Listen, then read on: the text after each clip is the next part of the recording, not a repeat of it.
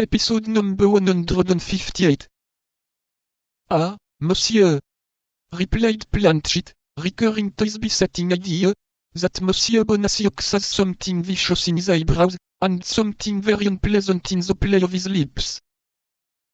What the devil makes you think of Bonacieux? Monsieur, we think of what we can, and not of what we will. Because you are a coward, Planchet. Monsieur, we must not confound prudence with cowardice. Prudence is a virtue. And you are very virtuous, are you not, Planchet? Monsieur, is not that the barrel of a musket, which glitters yonder? Had we not better our heads? In truth, murmured D'Artagnan, to whom the Treville's recommendation recurred, this animal will end by making me afraid. And he put his horse into a trot. Planchet followed the movements of his master as if he had been his shadow, and was soon trotting by his side. Are we going to continue this pace all night? Asked Planchet. No, you are at your journey's end. How, monsieur? And you? I am going a few steps farther. And monsieur leaves me here alone? You are afraid, Planchet? No, I only beg leave to observe to monsieur that the night will be very cold, that chills bring on rheumatism, and that a lackey who has the rheumatism makes but a poor servant, particularly to a master as active as monsieur.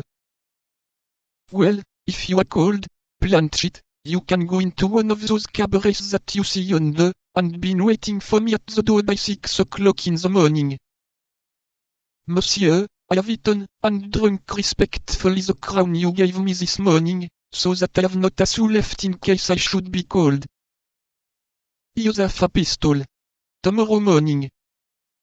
D'Artagnan sprang from his horse, threw the bridle to Planchet, and departed at a quick pace, folding his cloak around him. Good Lord, how cold I am!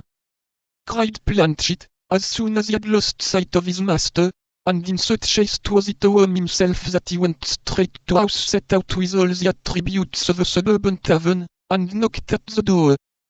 In the meantime D'Artagnan, who had plunged into a bypath, continued his route, and reached St. Cloud, but instead of following the main street he turned behind the chateau, reached a sort of retired lane, and found himself soon in front of the pavilion named.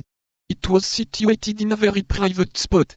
A wall, at the angle of which was the pavilion, ran along one side of this lane, and on the other was a little garden connected with a poor cottage, which was protected by a hedge from passers-by. He gained the place appointed, and as no signal had been given him by which to announce his presence, he waited. Not the least noise was to be heard. It might be imagined that he was 100 miles from the capital. D'Artagnan leaned against the hedge, after having cast a glance behind it. Beyond that hedge, that garden, and that cottage, a dark mist enveloped with its folds that immensity where Paris slept, a vast void, from which glittered a few luminous points, the funeral stars of the tale.